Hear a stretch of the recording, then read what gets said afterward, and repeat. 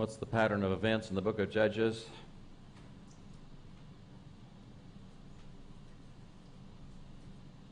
What's the first step? Sin. They disobey God. The Israelites disobey God, turn to idols. Next step? God sends an oppressor.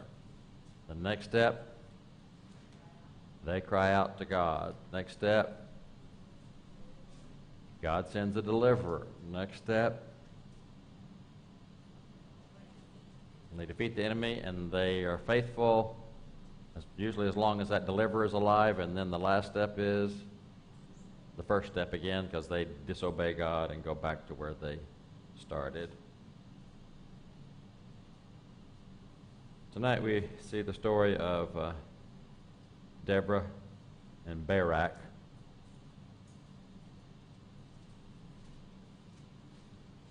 And Deborah's a little bit of an exception because she's a judge who actually judges. People actually come to her and ask for decisions. The definition of a judge for the majority of the time is found in chapter 2 and verse 16 and 18. In Judges 2:16, it says that then the Lord raised up judges who delivered them from the hands of those who plundered them. And in verse 18 it says, and then the Lord raised up judges for them. The Lord was with the judge and delivered them from the hand of their enemies all the days of the judge. For the Lord was moved to pity by their groaning because of those who oppressed and afflicted them. The judge then was one who delivered them from their oppressor.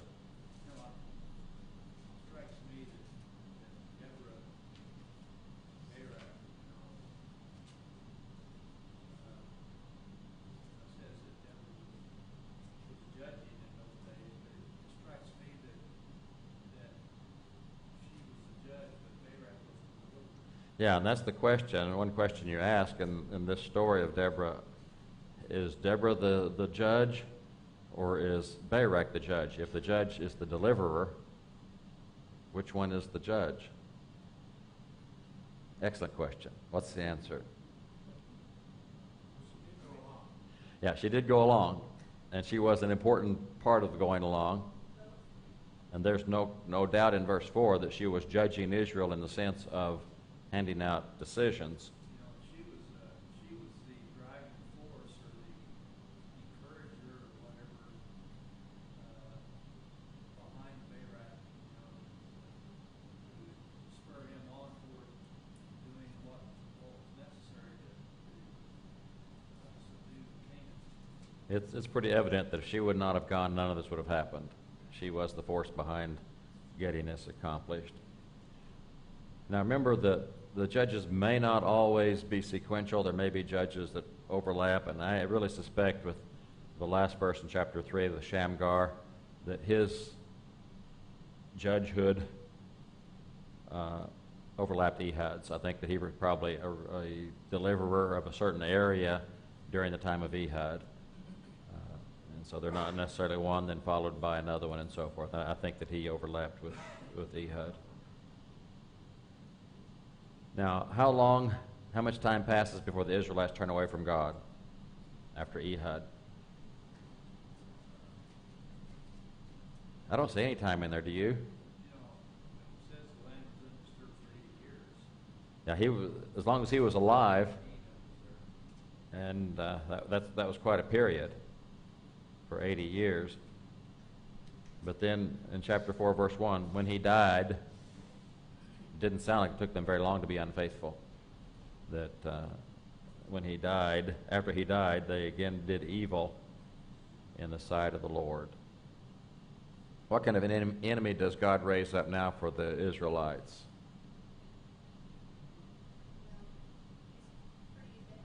Pretty bad. Jabin, who reigns in Hazor and reigns over some of the Canaanites.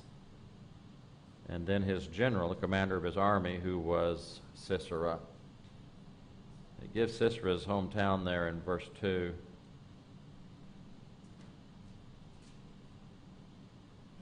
And in mine it says Harosheth Hagoyim. Do all of you have that whole thing in there?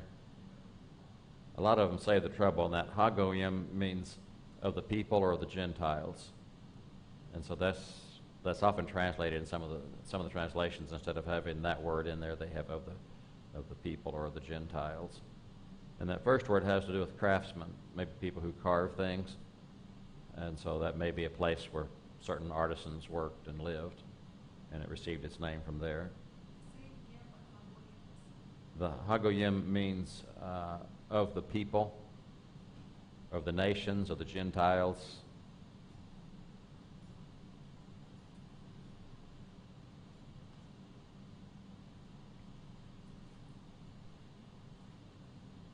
Now, what is special about this enemy, this army, Sisera's army, Jabin's army? 900 iron chariots. There's no way they can face iron chariots, is there? Really?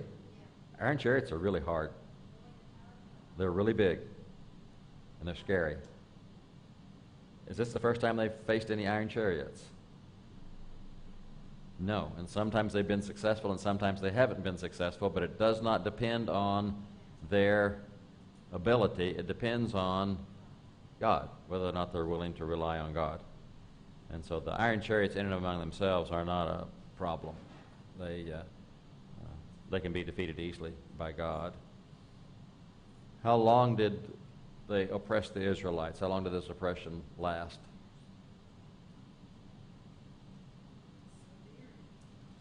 Severely for 20 years. So that's a pretty good oppression. 20 years of oppression, severe oppression. So who is Deborah? She's a prophetess. She's described as a prophetess. She's the wife of Lipidoth. We have no earthly idea who that is. It means if somebody asks who Lipidoth is, the only thing you know is he's the husband of Deborah. And that's all you can say about him. But Deborah was judging Israel at that time. And she used to do what? She used to sit under a tree, a palm tree, and the Israelites would come up to her for her judgment.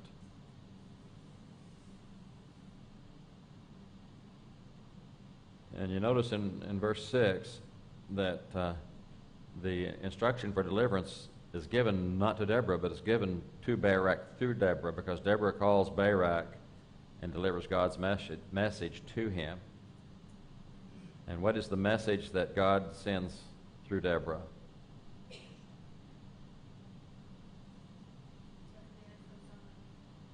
Said, behold, the Lord, the God of Israel, has commanded, do what? Go march to Mount Tabor and take with you 10,000 men from the sons of Naphtali and from the sons of Zebulun. Mount Tabor has become traditionally the site of the Transfiguration. There's no scriptural evidence for that, but traditionally that's been chosen as the site of the Transfiguration.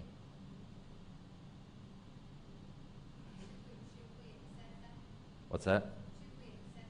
There's no reason not to. There aren't just a whole lot of mountains in that area. If it was up on a mountain, there aren't just a whole lot of them. But I wouldn't make a big deal out of it. But it's a likelihood. We can't say. What is God's promise?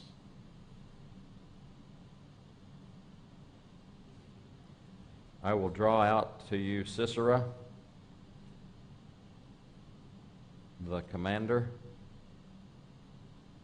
along with his chariots and his many troops, to the river. What river?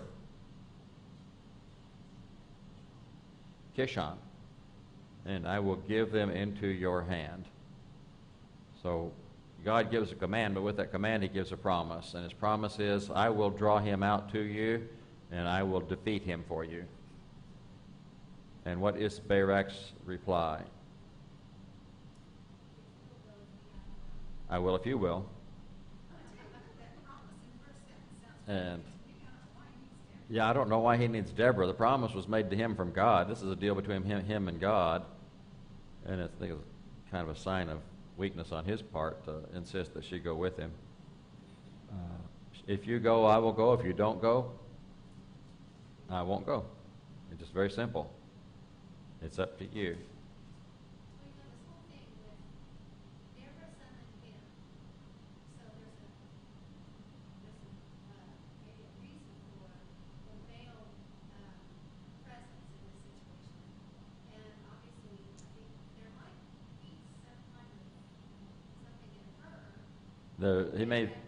He may very well think that relying on God involves her because she's the one that God has been speaking through, and that she's a representative of God, and that by having her present, then God will be present. That would make sense. That yeah, she's been judging all this time, and obviously and God has spoken to her, and so he may just be thinking that way.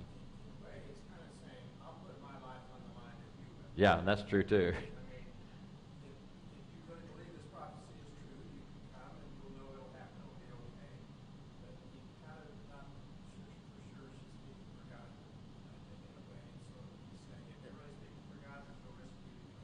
Yeah, and it's hard to really get a feel for what he's doing and thinking, and whether it's a positive thing or maybe a little bit wimpy. That, you know, if we were in this situation, we would say, God said to go, so we're going to go, right? Every one of us would make that choice. But he was not quite as strong as all of us are, and he had to make had to hedge his situation. He's no Abraham. Yeah, he's no Abraham. And he just makes a deal with her. If you go, I'll go. If you don't, I won't. It's that simple. And her answer was, I'll go with you, don't worry. I'll surely go with you, but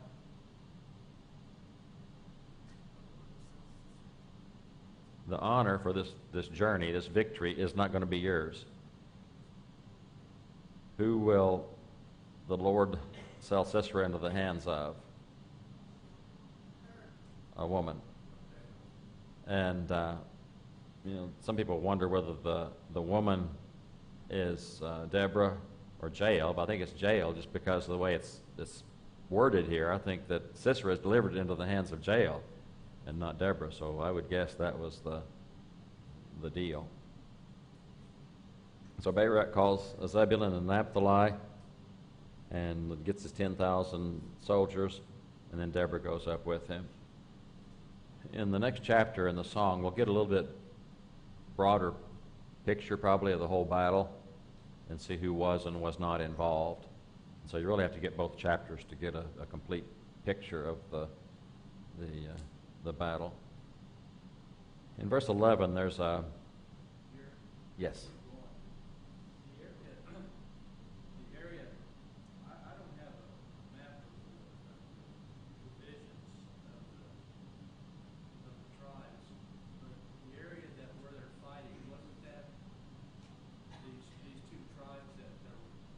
Yeah, I think so. I haven't looked at it to see, but I think that's probably in their area. That makes sense that they would be responsible. And then some of these others do come in to help out, and some of them don't come in to help out. And Deborah will deal with that in the song. But yeah, I think you're probably right. Verse 11 is just kind of an aside, just kind of an explanation that'll make sense a little bit later. And it mentioned that a man named Heber, the Kenite, has separated himself from the rest of his family. And he's this group, the Kenites, are the sons of what person? Hobab, the father-in-law of, now we've got a big problem. Unless you're reading the NIV, and the NIV probably has it right. Go back to Exodus chapter 2 and verse 8. Or 18, Exodus 2:18. And who's the father of Zipporah that Moses is going to marry? Reuel. Reuel is Moses' father-in-law. So we got that settled. Chapter 3, verse 1. Oh, man. Jethro. He must have been married more than once. Was his father-in-law, just in this short period here, this isn't a long period here, was it Reuel or Jethro? Yes. And Jethro, the meaning of Jethro would make it probably a title. If he's the priest of Midian, the name Jethro would fit in with a person who would fit that title. And so Jethro may very well have been an assigned name. His name might have very well been Reuel. His mother named him Reuel, but he might have been called Jethro because of his function as the priest of Midian. Then in Numbers chapter 10,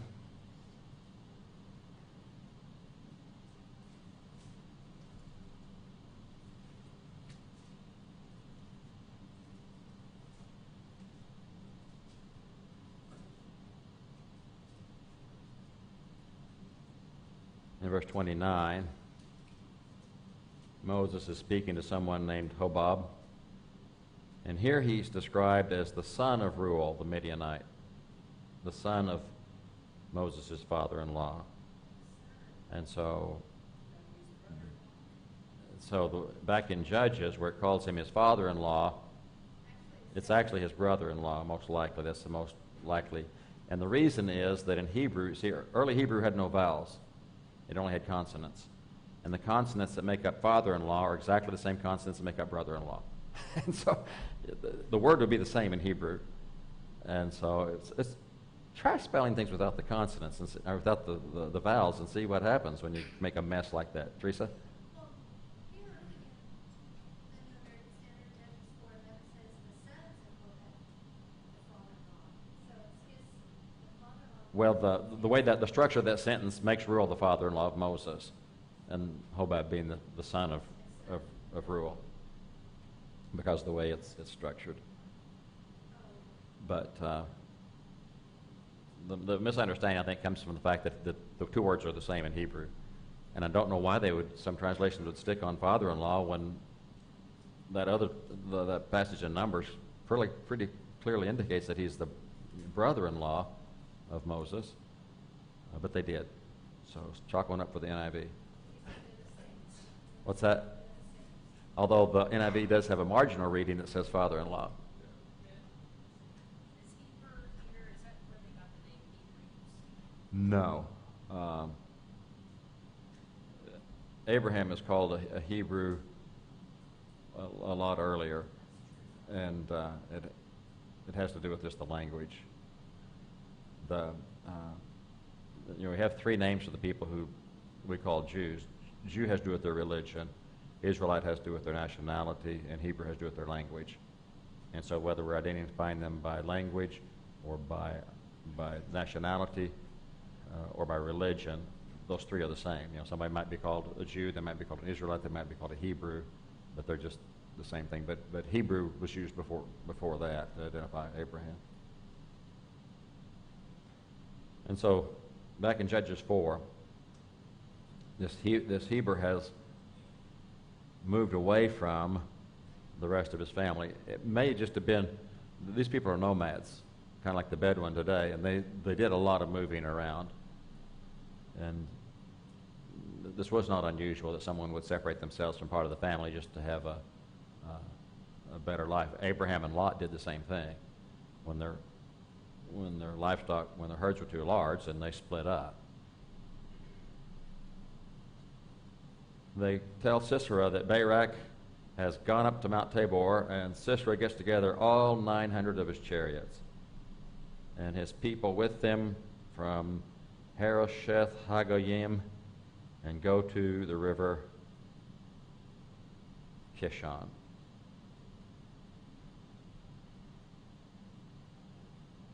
This is an interesting place, actually, and in Deborah's song, she's going to mention.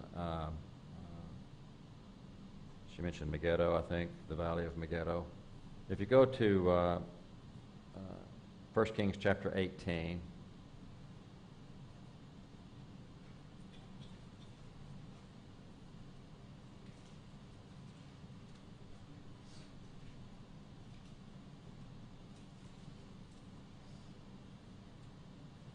You remember the story of Elijah and the prophets of Baal on Mount Carmel?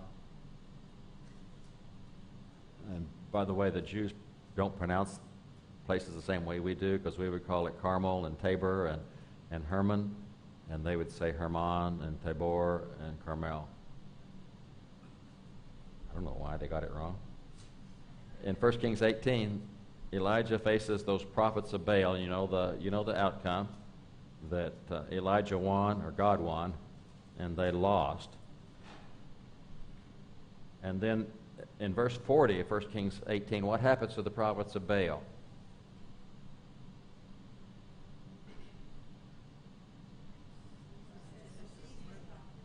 They took them, and they took them down to the Kishon. Here it's called a brook, and they slew them there.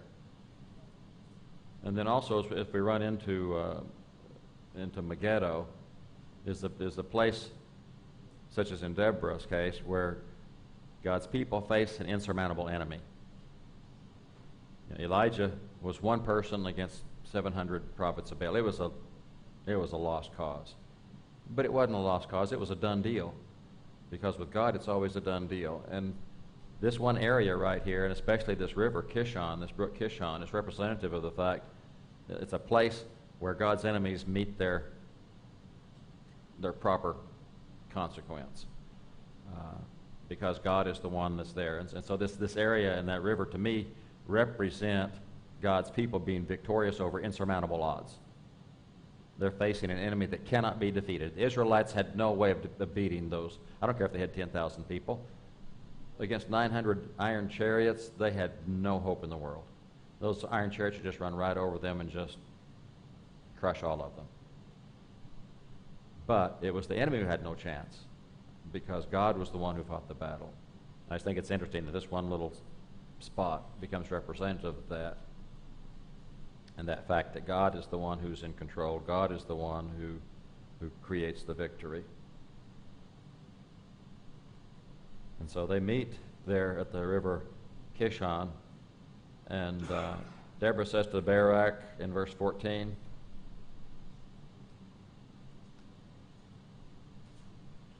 and the battle is described in verses 14, 15, and 16. Somebody describe the battle for me.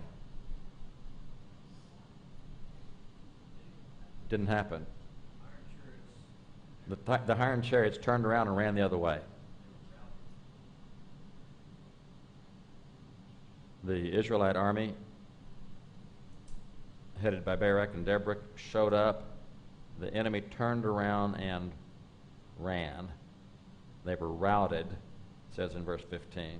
The chariots, the army, and they were cut down with the sword before Barak. And so what does Sisera do?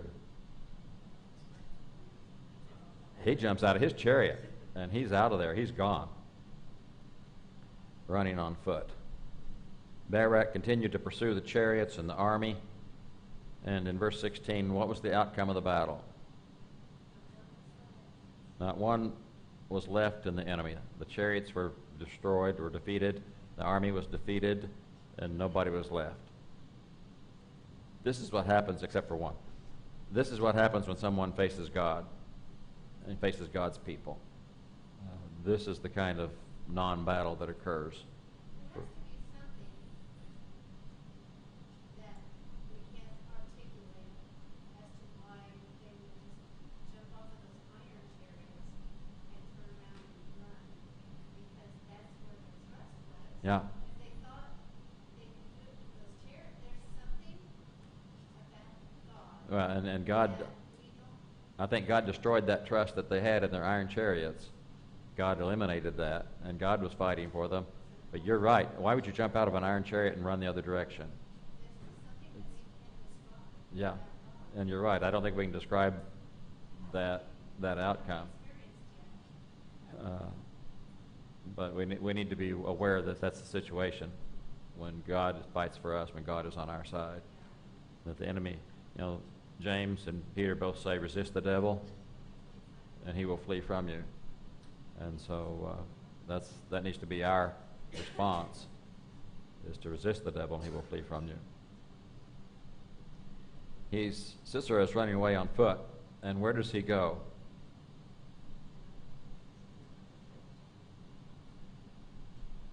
He goes to the tent of the wife of that Hebert, the Kenite that we'd seen back in verse 11, because there was peace between Jabin and this branch of the family. And so he thought this would be a good place to find refuge. And in fact, Jael, the wife, came out, and what did she say? Come here, come in here. Don't be afraid, come in here. And he came in there, and she covered him with a rug or a blanket. And what was his request? May I have a little bit of water to drink? And she said, oh, please, I will give you some milk. And so she gets would have been a skin. Mine says a bottle, but I don't think they had bottles back then. They had it in skins. A skin of milk, and gave him a drink, and then she covered him up. And what did he say to her? Go stand guard at the doorway of the tent. If anyone comes and asks you, is anyone in there, you are to say, no. But what did Jael do? She took a tent peg and took a hammer, and he was so exhausted that he was sound asleep, and she took the tent peg and a hammer and did what? She drove it right through his temple, right through his head, right straight into the ground.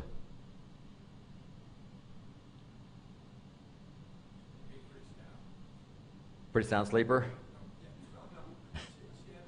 Oh yeah, she had to be pretty stout to wield that big hammer and drive that right down through his head into the ground, right through his head into the ground. And so yeah, this is probably not the first tent peg she had driven. She probably had a lot of practice doing. Yeah, she probably didn't go like this with it. I think she gave it one whack. I think one whack, and the job was done. Don't ever look at artwork by an artist named Artemisia Gentileschi, an Italian artist. She was abused as a young girl, and she didn't like men. And she did paintings of things like this, very vivid paintings of things like this. So don't look at any paintings by Artemisia Gentileschi. It'll give you nightmares. But she loved this kind of a story where some woman just really finishes off a man.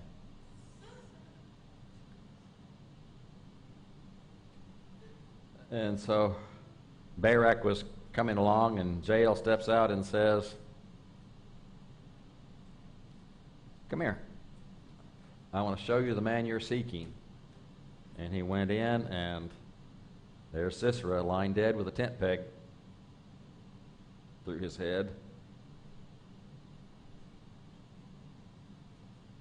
And so God subdues Jabin, the king of Canaan, then that day. And they kept chasing until they just destroyed the enemy and destroyed Jabin. Aren't there a few details missing?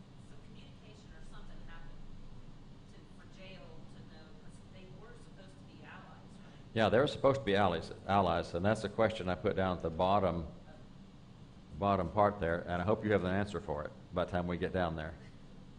Because that's really something to ponder. That's something to really ponder, because her husband was an ally. She may just not like him. That may be it. She didn't like the look on his face. I don't know. Could be. We'll see what your answer is when we get down to that last question at the bottom there. So consolidate your questions. And see, that's a great question. That's why you asked it, is because it's an awesome question. Maybe he was snoring. Maybe snoring. In chapter 5, we have the Song of Deborah. It's usually classified as a Song of Deborah, although it talks about Deborah and Barak singing the song. And it may be one of those types of songs that had a response, a singing an antiphonal response, and Barak might have played that role. This isn't the only place we find this kind of a song in the Old Testament. Where else do we find songs or a song such as this one? Miriam sings a song. In Exodus 15, we have Moses' song.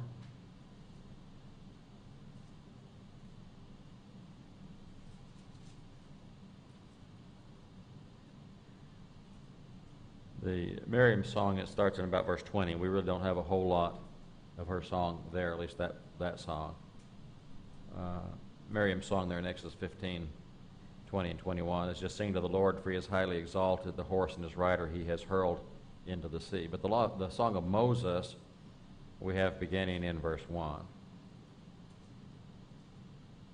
And as you look down through the song of Moses, what's the gist of the song of Moses? If you just had to summarize it. Praising God, thanking God because of God's victory, God's strength. What had been the situation of the Israelites immediately preceding this? They were standing at the Red Sea, and there's a sea in front of them, and what's behind them? The most powerful army on earth at the time, the Egyptian army. They're headed right straight toward them, and so between a rock and a hard place. This is between a sea and a hard place, because they could not go forward, they could not go backward. They were dead either way. It was a lose. They were gone. It was lost. But God removed the obstacle in front of them, and they walked through on dry land, and then God eliminated the obstacle behind them. After they were through safely, the waters closed on the Egyptians, and so problem solved. No rock, no hard place, no sea. And so this song is a song of deliverance by God in the face of insurmountable odds. There was no way the Israelites could win. But God could. And so this situation is not much unlike the one that Deborah is singing about, is it? There are all these chariots coming up, and they have to face this huge army, and then all of a sudden there's a solution because God is involved.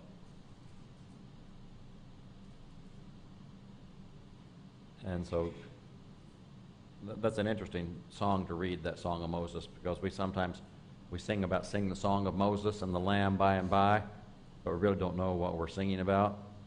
And this is one of the songs of Moses. And the song of the Lamb we find in the book of Revelation. Later on in Exodus chapter 32, I think it's Exodus 32.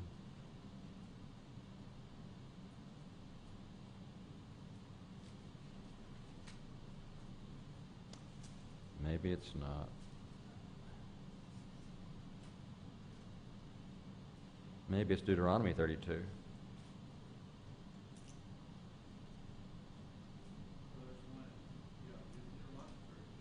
Yeah, I just had 32 down there. I didn't have the book. I just had the chapter.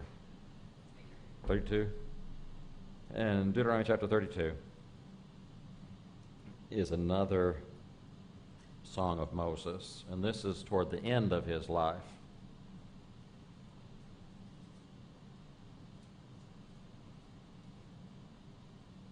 And you read this song, and it's a song about the power of God, the greatness of God. He's a rock. He's righteous. He's upright. And how the people were disobedient, and how God calls them to task for that.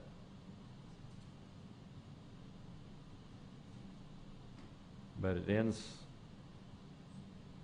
in verse 34 and following. Verse 35 says, "Vengeance is mine and retribution. In due time their foot will slip, the enemy's foot." In verse 36, "For the Lord will vindicate his people and will have compassion on his servants when he sees their strength is gone and there's none remaining, bond or free." And he goes on down to that, to describe that. In verse 39, God says, "See now that I am he, and there's no God besides me. It is I who put to death and give life. I have wounded, it is I who heal, and there's no one who can deliver from my hand." Indeed, I lift my hands to heaven and say, as I live forever, if I sharpen my flashing sword and my hand takes hold on justice, I will render vengeance on my adversaries. I will repay those who hate me. In verse 43, rejoice, O nations, with his people, for he will avenge the blood of his servants, will render vengeance on his adversaries, and will atone for his land and his people. It's a song about God being victorious. And no matter what happens in the end, God will be a God of justice, and God will vindicate his people. And so if there's a common theme in these songs, the Song of Deborah, the first Song of Moses, the second Song of Moses, is God will be victorious. And God is the one who is in charge. Back in Judges chapter 5.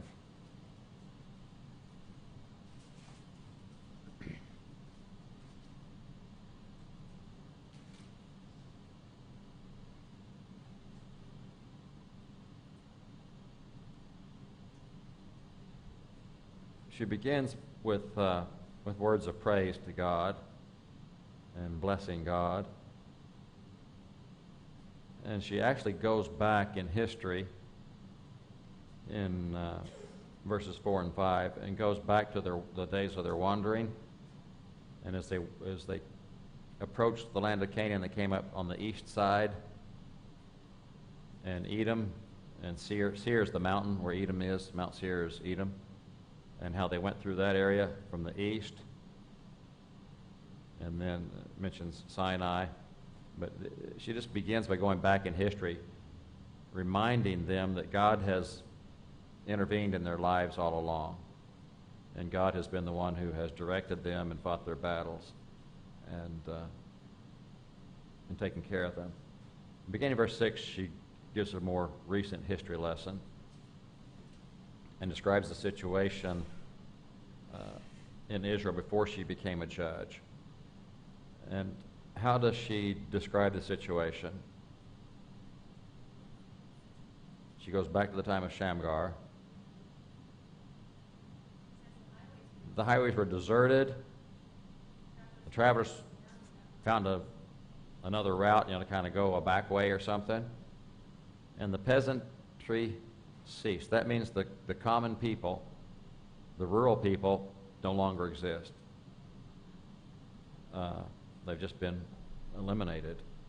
It's not a very pretty picture. It's not a very pleasant picture of the situation when she came along. And then at the end of or last part of verse 7, she says, until I, Deborah, arose, until I arose a mother in Israel. New gods were chosen, then war was in the gates. And she describes that situation with the Canaanites. How much weaponry did the Israelites have?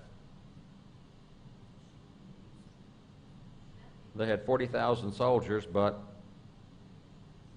not a shield, not a spear.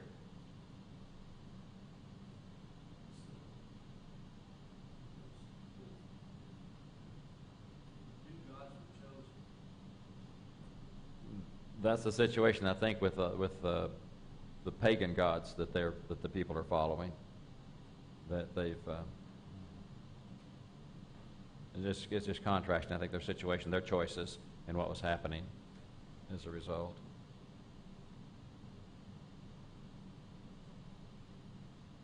But then she goes right into verses 9 and following about a different kind of time, a time of richness and success, of singing, of taking flocks among the watering places, telling the righteous deeds of God, the thing that he has done for the peasantry, for the common people, the rural people, and the people the Lord went down to the gates.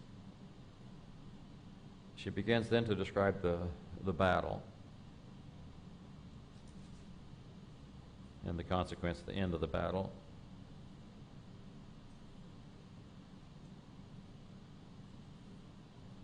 And it mentions some of the people who showed up to fight. We know Zebulun and Naphtali.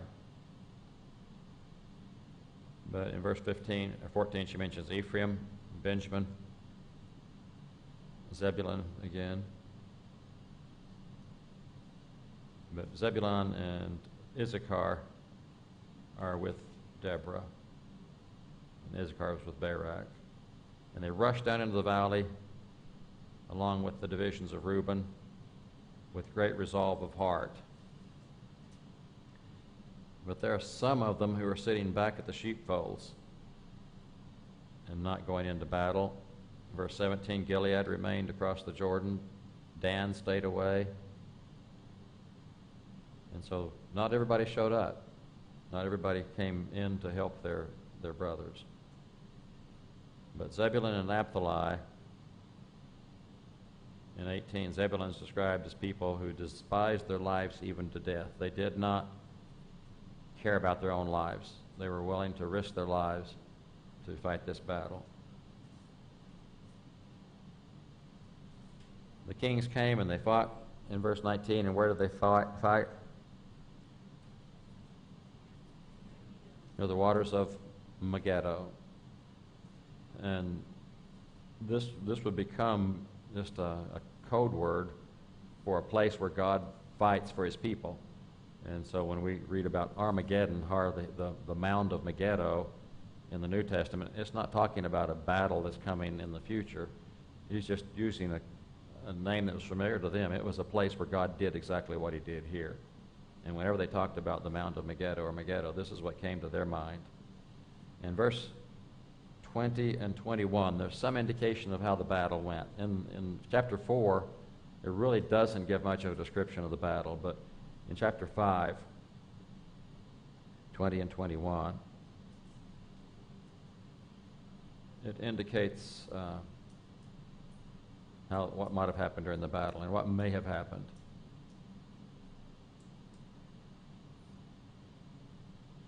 There may have been a flood. There may have been a rainstorm, because what happened, who were they swept away by? The torrent of Kishon, and they were swept away. It may be that their chariots were no use in the slick ground. They were more of a detriment, a handicap, than a strength. And talking about the stars fighting from heaven, the deliverance came down from heaven.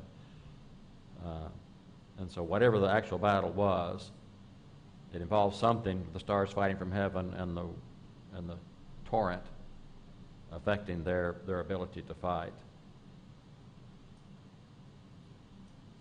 In verse 23, there's a curse against one city that did not, and this curse is from the angel, not from Deborah, because they did not come to help the people, to help the Lord against the warriors. And so Deborah gives more of a description of the battle and what took place than in the historical account in this song.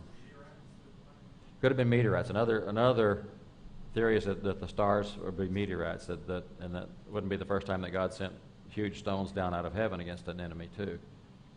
And so that's another very likely possibility, that the stars fighting would be meteorites. And there's some thought that this is a reference to the fact that these Canaanites would have worshipped the heavenly bodies.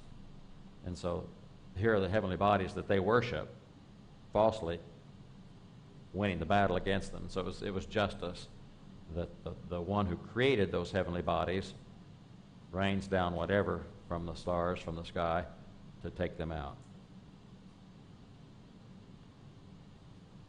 And then in verse 24, she starts talking about Jael. And what does she have to say about Jael? She's the most blessed of women.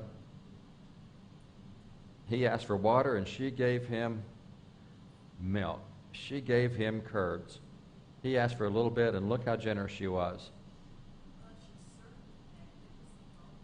Yeah, she gave him the curds in a magnificent bowl. They didn't have a whole lot of pottery back then, I don't think, in this nomadic lifestyle. And she took a magnificent bowl and gave him curds and gave him milk. And then she reached out and grabbed a tent peg. And she was right-handed. It says she was right-handed. What's that?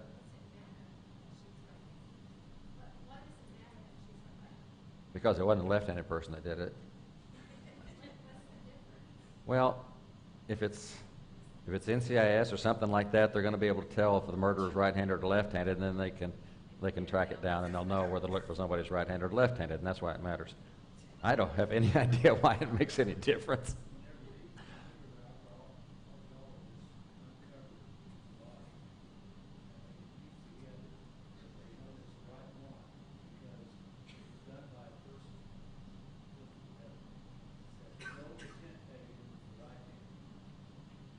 But we know that sometimes it's better if a judge is left-handed because then he can hide a sword. So. I think it's more interesting that he got Kiefer before he died. That he got Kiefer? Oh, the Kurds? Yours says Kiefer instead of Kurds? No, but I think it should say Kiefer, because it makes more sense. Why would anybody drink curdled milk? But they might drink Kiefer. Yeah, that probably was. This was cottage cheese. Could be cottage cheese.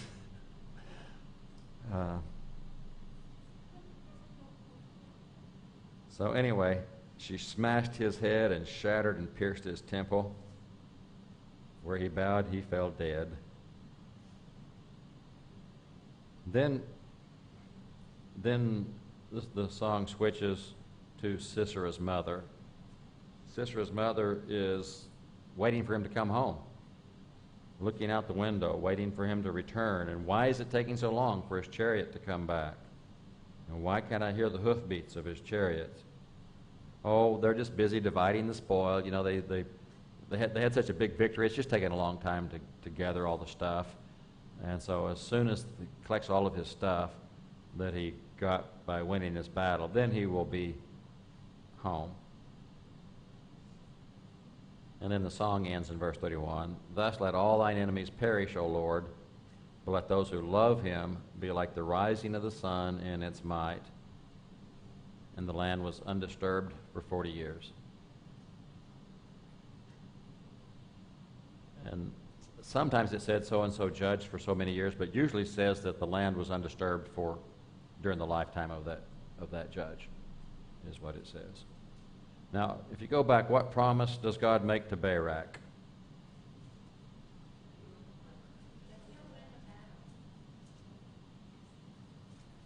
God says, you will win the battle. I will draw Sisera out, and I will give him into your hand. In other words, he tells him, I will give your enemy into your hand. I will make you victorious. What promise does God make to us? Resist the devil, and he will flee from us. If we will stand up and do our part, God will win the battle. And so God promised us isn't a whole lot different than what he promised to Barak through Deborah, was if you stand up and do your part, I will do my part, which is a whole bunch more, and there'll be a victory. Our side will win, ultimately. And I asked down there, why does Barak insist that Deborah go to the battle? And we kind of talked about that earlier.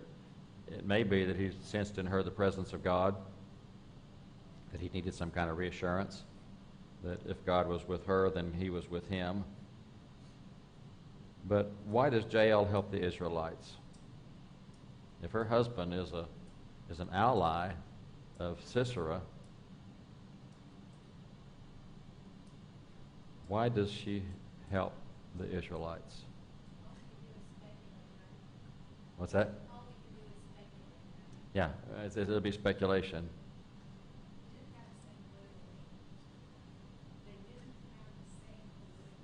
Yeah, they may not have the same political inclination. She may have known more about him. She may have known more about the Israelites. She may have known, I think she probably knew more about the God's people than her husband did, because she seems to be doing this to help the Israelites, to help God's people. She knows what she's doing. She knows that they're going to be looking for him. She knows that he's the enemy. She knows who he is. But I just think she has more trust in God than she does in the Canaanites. It has to be something along those lines because God used her. Because what? God used her. Yeah, and God used her. And he knew that she would listen. And somehow his word got to her.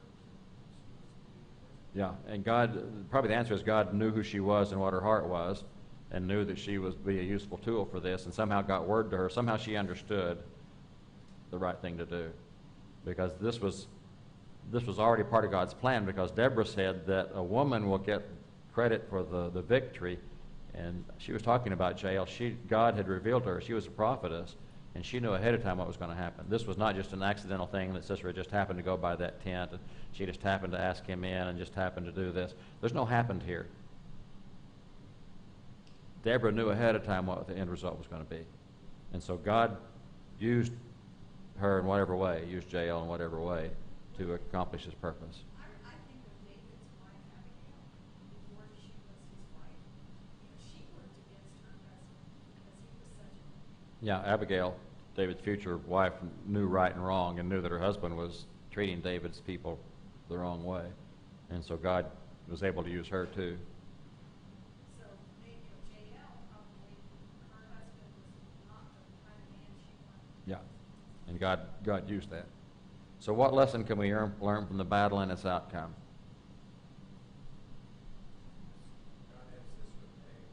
God has what? Yeah. We should have a good tent peg and a big mallet around here somewhere, just as an object lesson. What's that? Yeah, a banner that has a hammer and a tent peg in it. But do you ever face things in your lives that are just insurmountable? I mean, they're just too big. There's no hope. You know, I'm not talking about just a big problem. I'm just talking about something that is just insurmountable. And we see these times when Israel was at the Red Sea and when this army was there. And then we'll see Gideon and a huge army. And that's what the book of Judges is about. This whole cycle is about the people's disobedience, but God's deliverance. And they kept being disobedient, and God kept delivering them. And they kept being disobedient, and God kept delivering. Now, it will come a time when God will say, go ask somebody else, but then he comes and helps them. But he does that so they'll open their eyes and listen to what's happening. But that's the lesson here, is that whenever we face something really big, we need to understand that God is able. We cannot see a solution. No matter how hard we try, we cannot see a solution. But God has one. And with the temptation, God provides a way of escape always. And God is always there, and God will always take care of us if we'll just learn to trust in him. Thank you very much. Next week, the story of Gideon.